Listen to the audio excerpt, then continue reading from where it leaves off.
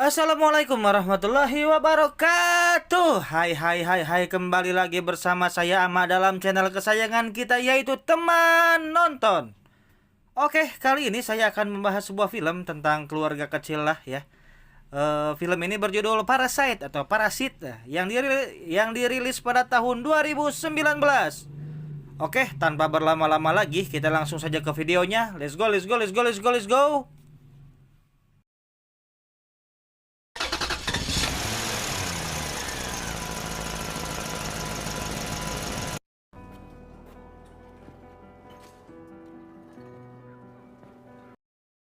Film ini berfokus kepada sebuah keluarga kecil miskin tapi bahagia serta kompak dalam segala hal, yang terdiri dari Pak Kim sang ayah, Ibu Chong sang ibu, Kevin sang kakak, dan Jessica si bungsu.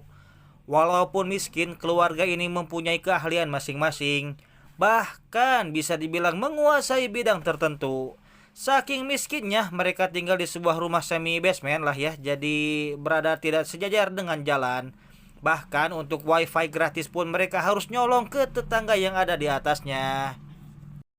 Pada suatu malam, datanglah teman Kevin yang bernama Min Hyuk untuk memberikan sebuah koleksi batu milik ayahnya, yang konon katanya batu itu bisa mendatangkan rezeki.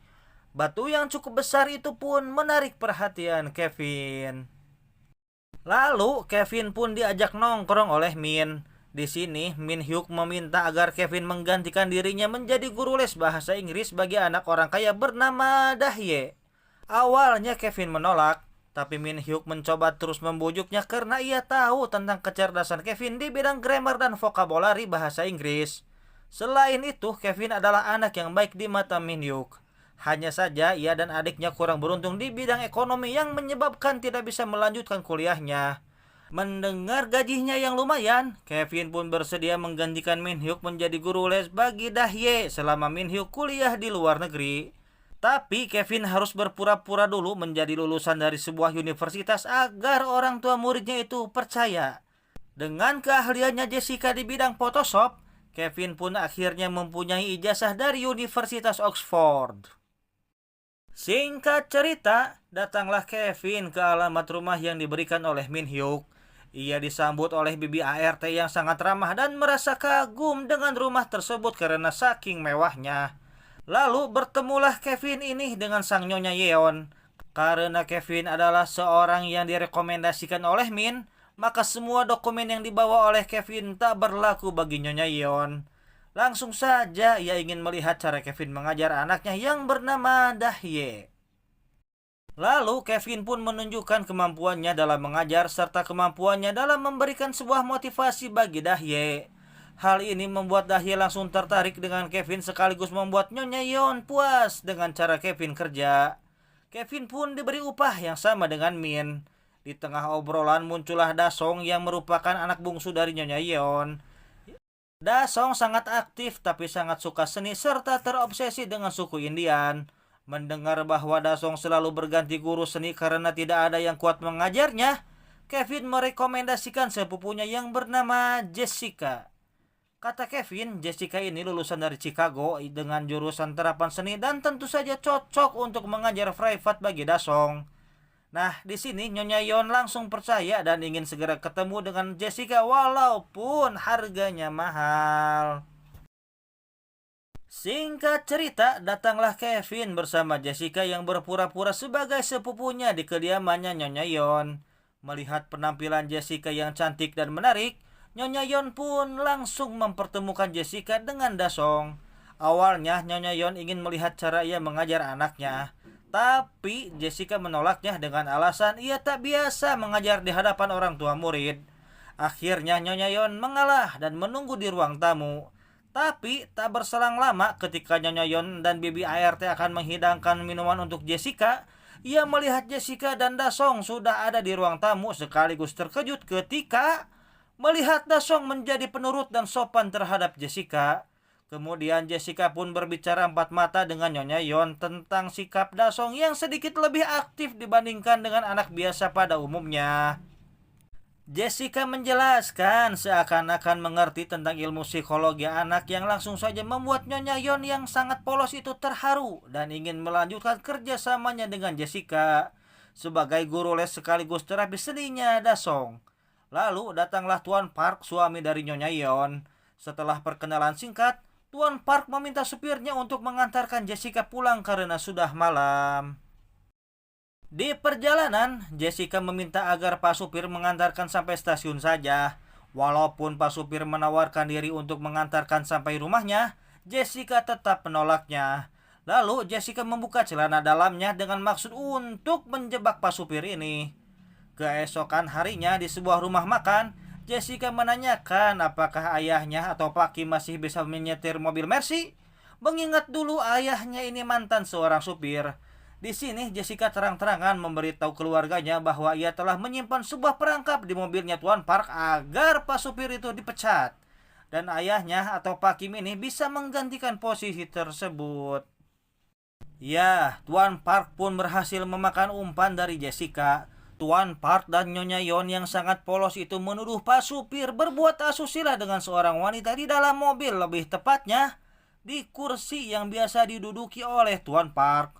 Merasa kecewa, akhirnya Pak supir pun akan dipecat secepatnya. Percakapan ini pun didengar oleh Jessica yang baru saja menyelesaikan kelasnya bersama Dasong. Nah, ketika akan pulang, Nyonya Yeon yang mengantarkan Jessica pun curhat tentang Pak supir yang akan segera dipecat.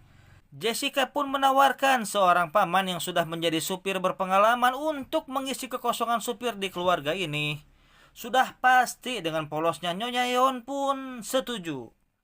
Tak butuh waktu lama akhirnya si ayah atau Pak Kim pun menjadi supir pribadinya Tuan Park.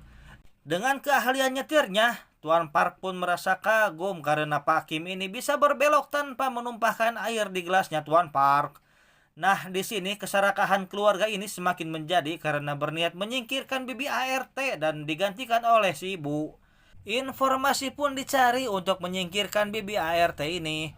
Hingga pada akhirnya didapatkanlah sebuah info yang menyebutkan bahwa bibi ART ini sangat alergi sekali dengan buah persik yang bisa membuatnya sesak napas atau batuk-batuk.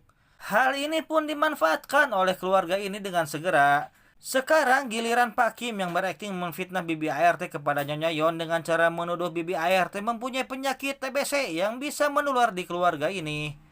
Nyonya Yeon yang gampang panik pun segera memutar otak untuk memecat bibi ART itu dengan alasan yang tepat. Sampai pada akhirnya bibi ART pun dipecat.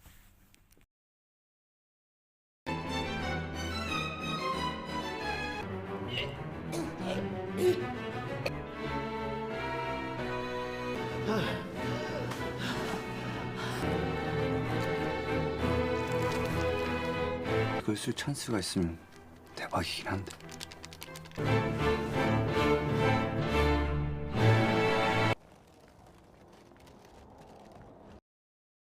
Karena Nyonya Yeon ini orangnya sangat manja dan polos, pekerjaan rumah pun berantakan semua semenjak ditinggalkan bibi ART.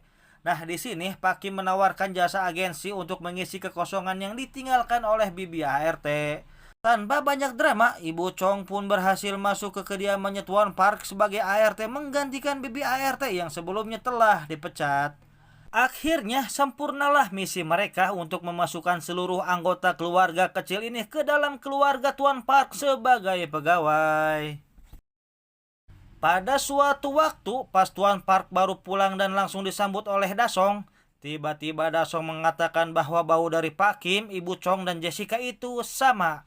Sontak saja ini membuat Pak Kim kaget. Tapi keluarga kecil ini tidak terlalu mempermasalahkan dan masih bersyukur karena di luar sana masih banyak sarjana yang menganggur.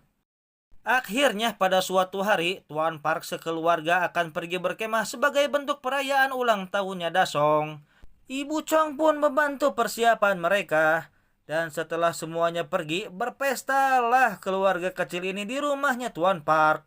Mereka seakan-akan menjadi pemilik rumah itu. Bahkan sampai mabuk-mabukan di tengah ruang tamu dan mengintip buku hariannya Dahye yang ternyata sangat menyukai Kevin. Hujan petir pun turun deras di malam itu. Di tengah euforia keluarga kecil ini, tiba-tiba bel berbunyi yang membuat semua orang kaget di ruang tamu itu. Ternyata itu adalah bibi ART sebelumnya yang datang dan mengaku ada barangnya yang tertinggal di dapur basement. Bibi ART ini pun telah memotong kabel CCTV agar kedatangannya aman dan Ibu Chong mau membuka pintu untuknya tanpa diketahui oleh Tuan Park. Nah, di sini konflik mulai muncul ya teman-teman. Bibi ART ini dipersilahkan masuk oleh Ibu Chong, sedangkan Pak Kim, Kevin, dan Jessica bersembunyi di balik tangga. Ibu Chong mencoba mendatangi Bibi ART karena dirasa lama sekali pergi ke basementnya. Alangkah kagetnya Ibu Chong ini karena di balik lemari basement ada sebuah pintu menuju bunker bawah tanah dan ternyata di situ tinggallah seorang laki-laki yang merupakan suami dari Bibi ART itu. Nah, di sini terkuak fakta bahwa ternyata suami dari Bibi ART itu sudah tinggal di bunker selama 4 tahun lebih sebelum keluarga Tuan Park datang menempati rumah itu. Hal itu dilakukan karena untuk menghindari kejaran rentenir yang tidak menyerah mencari keberadaan suami Bibi ART itu. Ternyata Bibi ART ini masih suka bertukar pesan dengan Dasong. Makanya ia bisa datang di saat Tuan Park sekeluarga tidak ada di rumah. Awalnya Bibi ART ini diancam oleh Ibu Chong yang akan melaporkannya ke polisi walaupun Bibi ART ini memohon dengan sangat agar tindakannya ini dirahasiakan saja. Bahkan ia mau memberi uang asalkan suaminya diperbolehkan tinggal di bunker tersebut. Tapi Ibu Chong tetap menolaknya. Sialnya, Pak Kim, Kevin, dan Jessica malah terjatuh di saat mereka menguping pembicaraan Ibu Chong dan Bibi ART tersebut. Bibi ART itu pun dengan sigap merekam kejadian itu dan langsung tersadar jika mereka adalah keluarga. Bibi ART ini langsung mengancam balik dengan akan mengirimkan video mereka ke Tuan Park. Hal itu pun ampuh hingga akhirnya kini Bibi ART inilah yang menguasai situasi. Sedangkan keluarga kecil itu hanya terlihat seperti Sandra. Ketika Bibi ART ini lengah, keluarga kecil ini menyerang untuk merebut HP miliknya dan menghapus video yang akan dikirimkan ke Tuan Park. Karena kalah jumlah personil, Bibi ART ini kalah dalam pertarungannya. HP miliknya pun berhasil direbut. Tiba-tiba telepon rumah berbunyi yang mengakibatkan suasana hening seketika. Ternyata yang menelepon adalah Nyonya Yon yang berencana kembali ke rumah karena acara perkemahannya gagal total dikarenakan hujan yang sangat deras. Nyonya Yon minta dibuatkan mie ramdon dengan daging sapi yang ada di kulkas. Perjalanan menuju rumah pun tinggal 8 menit lagi menurut GPS. Suasana pun menjadi keos karena kondisi rumah yang berantakan dan Bibi ART beserta suaminya yang terus memberontak.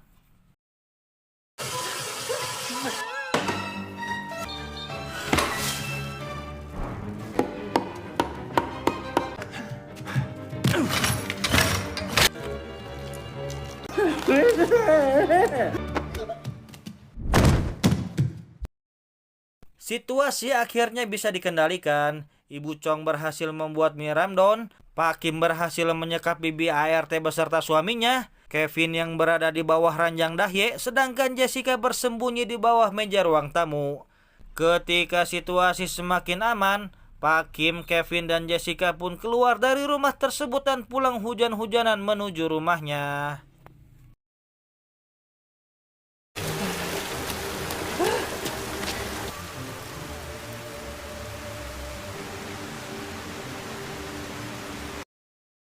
Karena hujan yang sangat deras, lingkungan keluarga kecil ini pun kebanjiran. Hampir tidak ada barang yang bisa diselamatkan. Hal ini menyebabkan mereka harus mengungsi bersama tetangga yang lainnya. Scene pun berpindah ke basement yang dimana Bibi ART ini mengalami pendarahan di kepala bagian belakang akibat terjatuh dari tangga karena ditendang oleh Ibu Chong saat Nyonya Yon datang. Tak lama kemudian Bibi ART itu pun meninggal. Suami dari Bibi ART itu mencoba meminta pertolongan dengan menggunakan sandi Morse, tapi hal itu hanya dimengerti oleh Dasong. Pagi hari pun tiba. Nyonya Yon berencana untuk mengadakan pesta ulang tahun Dasong di halaman rumahnya saja. Ia lalu mengundang Jessica dan Kevin untuk hadir di pesta tersebut. Mengingat banyak belanjaan yang harus dibeli, Nyonya Yon pun meminta Pak Kim untuk mengantarkannya belanja dengan hitungan lembur. Sementara itu, Ibu Chong menata meja di halaman untuk pesta nanti. Singkat cerita, acara pun akan segera dimulai. Walau dadakan, tapi para tamu undangan tetap datang dengan pakaian yang sangat rapi. termasuk Kevin dan Jessica yang sudah ada di kediamannya Tuan Park. Setelah menemui Dahye, Kevin pun berencana menemui Bibi ART beserta suaminya di bunker dengan membawa batu besar yang diberikan oleh Min Hyuk di awal film. Tapi tak disangka Kevin malah dijerat oleh suaminya Bibi ART dan inilah yang terjadi.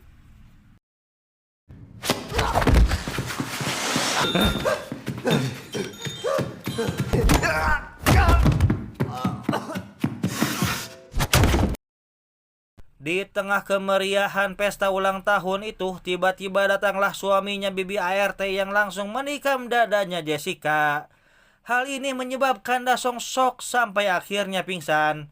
Kemudian Ibu Chong menyerang suaminya Bibi ART itu sementara Pak Kim mencoba menekan lukanya Jessica yang mengeluarkan banyak darah. Akhirnya suami Bibi ART itu berhasil ditumbangkan oleh Ibu Chong. Melihat Tuan Kim memalingkan muka karena merasa bau badan yang ditimbulkan oleh suaminya Bibi ART itu, tiba-tiba Pak Kim menusuk dadanya Tuan Park yang menyebabkan Nyonya Yeon pun pingsan. Setelah penusukan itu, Pak Kim pun melarikan diri dari keramaian. Jadi alasan yang menyebabkan Pak Kim ini menusuk Tuan Park adalah karena Tuan Park selalu membicarakan tentang bau basement yang berasal dari tubuhnya Pak Kim kepada istrinya. Hal ini selalu membuat Pak Kim tersinggung dan puncaknya adalah ketika Tuan Park memalingkan mukanya terhadap suaminya Bibi ART karena bau basement yang berasal darinya. Oke, terus sebulan kemudian, ternyata alhamdulillah Kevin selamat dan hanya mengalami gegar otak saja sehingga menyebabkan ia selalu tertawa tanpa alasan. Ibu Chong dan Kevin akhirnya dijatuhi masa percobaan oleh hakim. Namun naas bagi Jessica yang harus wafat karena kehilangan banyak darah. Berita ini viral di mana-mana, tapi pihak kepolisian masih belum bisa menemukan keberadaan Pak Kim. Akibatnya kepolisian pun selalu membuntuti kemanapun Kevin pergi. Musim dingin pun tiba. Media sudah berhenti memberitakan kejadian di rumahnya Tuan Park. Pihak kepolisian pun sudah tidak membuntuti Kevin lagi. Pada saat itu, Kevin pergi ke sebuah bukit untuk melihat rumahnya Tuan Park yang kini ditempati oleh keluarga yang berasal dari Jerman. Tiba-tiba, lampu yang dulu dianggap konslet karena sering kelap-kelip sendiri itu kembali berkedip. Kevin yang dulunya seorang pramuka pun merasa ada yang aneh karena kelap-kelip lampu itu seperti kode Morse. Ya, itu adalah pesan dari Pak Kim melalui kode Morse, sama seperti ketika suaminya Bibi ART meminta tolong dengan cara ini. Pak Kim memberitahu Kevin tentang keadaannya yang baik-baik saja. Ia sesekali mencuri makanan di dapur jika sudah larut malam atau kondisi rumah sedang sepi. Beruntung rumah itu sempat kosong, jadi ia bisa memakamkan jenazah Bibi ART di halaman rumahnya dengan layak. Pak Kim juga selalu ingin menangis jika teringat Jessica yang sudah tiada. Kevin yang sangat senang mengetahui bahwa ayahnya baik-baik saja pun langsung membuat rencana yang paling dasar, yaitu ia akan berkuliah, bekerja keras dan menghasilkan banyak uang sehingga bisa membeli rumah itu agar Pak Kim bisa selamat, dan film pun sudahan. Film yang mudah dicerna sih ini mah ya. Seandainya saja keluarga Pak Kim ini tidak serakah, mungkin kejadiannya bakal beda. Soalnya sampai nutup rezeki orang sih ini mah. Kita mah jangan kayak gitu ya teman-teman. Hehe. Oke, segitu aja dulu videonya. Sampai jumpa di video selanjutnya. Wassalamualaikum warahmatullahi wabarakatuh. Bye bye bye bye.